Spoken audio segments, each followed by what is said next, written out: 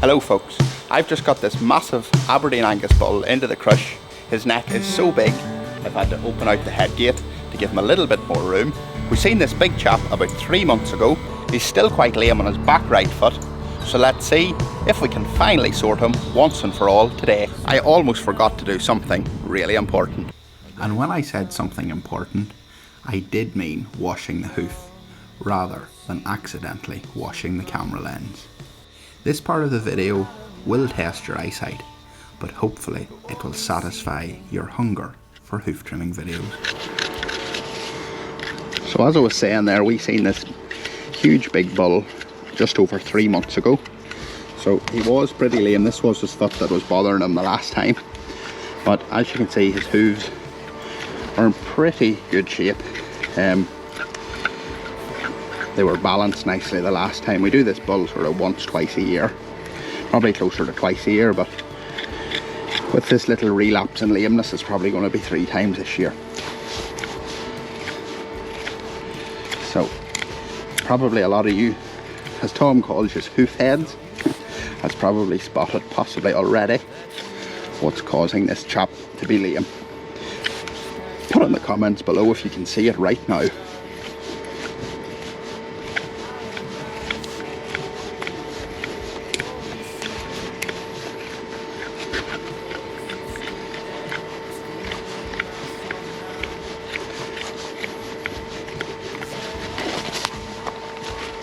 And with massive big bulls like this, stress lines on their white line is quite a common thing, but I'm just going to pressure test that with my testers just to make sure that that's not causing him the lameness today.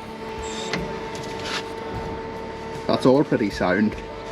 He has a little bit of bruising here, but this claw here is carrying him nicely off that, so this is still nice and level and functional.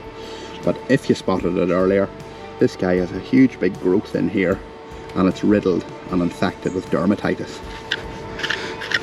So the main thing that I do with these growths is just trim out around each side of the claw, so that when he's walking it's not squeezing in, because that's, if this is infected and each time he's walking it's squeezing that, it's going to irritate it. So we want to give this growth as much room as we can, and then we're going to treat it again.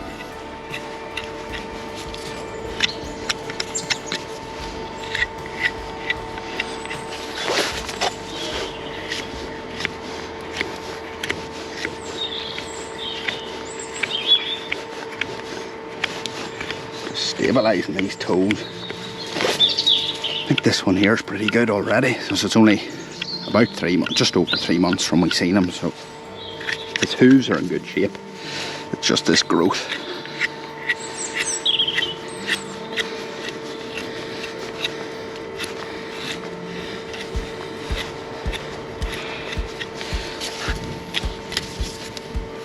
A little bit of loose horn there. Check that out, that's all good. All the loose pieces of hoof from in and around the growth that we can take off. And it's just a little close-up of the infected dermatitis on that interdigital growth. So it really has got a hold on it. I'm going to dry this here clean. It is pretty clean from washing it already, but the cleaner this is and the drier it is, the better the salicylic acid is going to work, with a better contact time on the lesion. And if you actually look the whole way around the front, this bull has actually got the dermatitis coming through the growth here, the whole way around the front of the foot, so that really needs a bandage. So to get around the front of these here, I just put a dome of salicylic acid on my bandage and just place it nicely over the infected area.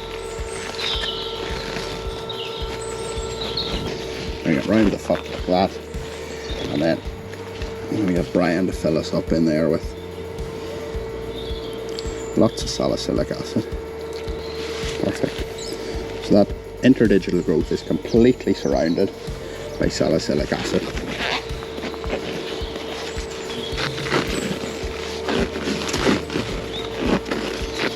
And as Tom refers this to as Christmas Day, when you've had a little bit too much, just gives the waist a little bit of relief.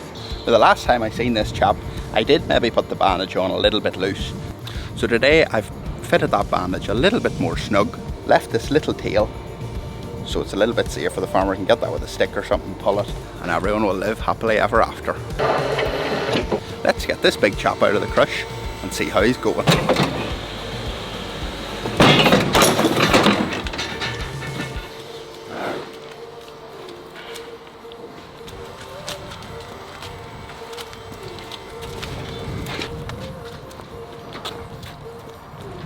I don't actually know who's the scarier looking chap, that bull or Brian. I think the right answer to that question for me today, to make sure that I've got a helper to stay with me, is to say that the bull is definitely a bit scarier. I actually think Brian's a little bit scarier. Don't tell him. So that bull is walking a little bit more comfortable, but those interdigital growths with dermatitis on them are actually, they can be quite sore. And with foot bathing, sometimes it's hard to get the solution right up in there. So we're going to have to check up on this bull again and leave that bandage on. I normally say 3, 4, 5 days, but maybe the guts of a week may do that bandage a good job, just to increase that contact time. So that's that bull sorted. We have changed, or Brian has changed my head gate back here. We had it opened wider because he's had such a big thick neck, the bull I'm talking about. And Brian changed that back. So we're on the cows now, folks, and it's time for me to put the camera away, get on with the day. It's trimming, and thanks for watching. If you enjoyed this and you'd like to get notifications of follow-ups, don't forget to hit the subscribe button. We'd really appreciate it. Take care and see you all soon.